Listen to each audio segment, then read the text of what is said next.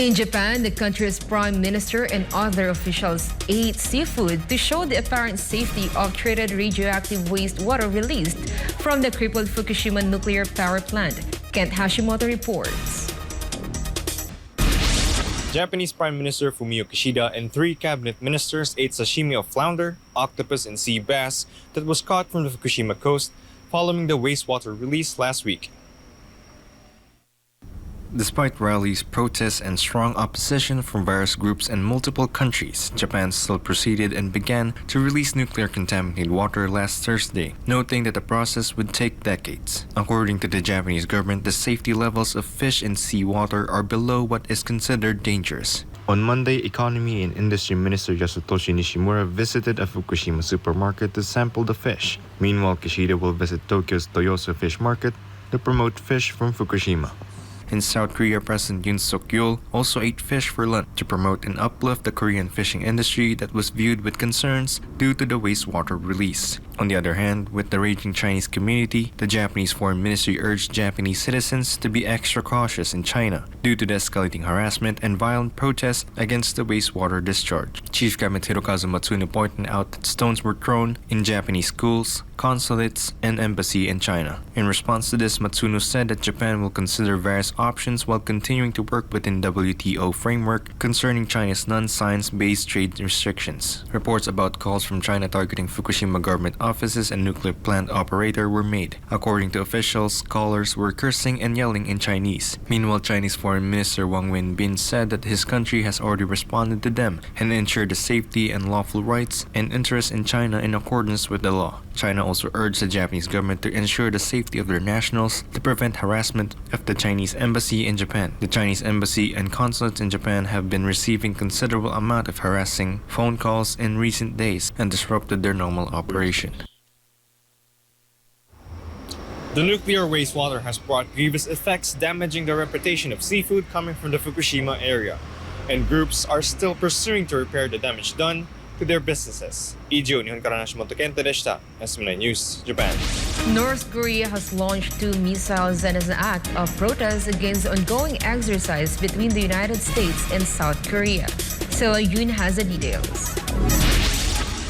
North Korea fired 2 short-range ballistic missiles at the waters of its east coast late Wednesday night in an apparent show of their displeasure towards the ongoing military exercise by South Korea and the U.S. In a report by South Korea's Joint Chief of Staff 11:40 p.m. and 11:50 p.m., 2 short-range ballistic missiles were sent off the capital of Pyongyang. Missiles traveled 360 kilometers before reaching the East Sea. South Korea and U.S. intelligence agencies are conducting comprehensive, meticulous analysis of the launched missiles' specifications. On the same day upon the U.S. launching the B-1B strategic bombers for its aerial drill with its Asian allies Japan and South Korea, North Korea hours later followed with its missile deployment. South Korean Defense Ministry said that the country's Air Force FA-50 fighter jets went on an aerial combat exercise along the U.S. B-1B Lancer bomber aircraft and F-16 fighter jets around the Yellow Sea on the Korean peninsula. The drill was part of the Ulchi Freedom Shield, an 11-day joint exercise involving combined and interagency participation by the allies scheduled to continue until Thursday. Pyongyang believes that the drills by the U.S. and its allies are a rehearsal for an invasion. However, the Defense Ministry said the exercises were done to respond to North's failed attempt to launch a spy satellite.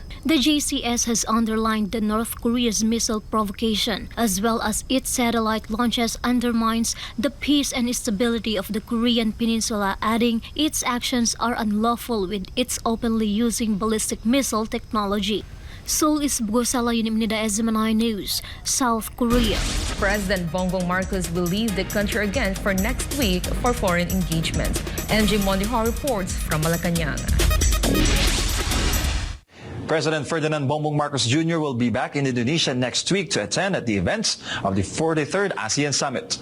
President Marcos Jr.'s trip is in response to the invitation of Indonesian President and ASEAN Chairman Joko Widodo. Jakarta will be the center of various meetings attended by different ASEAN member states. During a press briefing at Malacanang, Foreign Affairs Assistant Secretary Daniel Espiritu stated that the president will depart from Indonesia on September 4 and return on September 7. The president's primary focus at the summit will be on the Philippines' interest in energy security and potential solutions the country can adopt to address climate change issues. He will also advocate for the welfare of the OFWs in the region and programs to achieve food security. The summit will also discuss various infrastructure projects each country can invest in mutually. There will be 5 infrastructure projects of the Philippines that will be included in the promotion during the forum.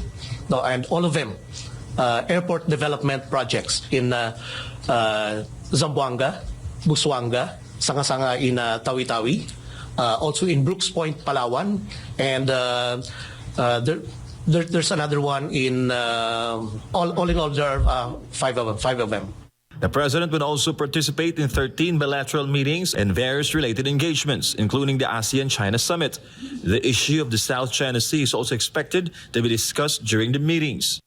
Furthermore, the president will continue to promote a rules-based international order, including the 92 UNCLOS, especially in the South China Sea. The Philippines will continue to uphold and exercise freedom of navigation and overflight in the South China Sea in accordance with international law. The DFA explained the reasons behind the president's trip to Indonesia amid concerns from some citizens questioning the president's foreign trips. Our kababayans will definitely benefit. Like what I said a moment ago, the focus, if you look at all of this, in general, the focus will be on our post-COVID recovery and transformation, especially in terms of the economy and food and energy security. For Ganamabot of Philippines, I'm Jay Mondihar, SMNI News.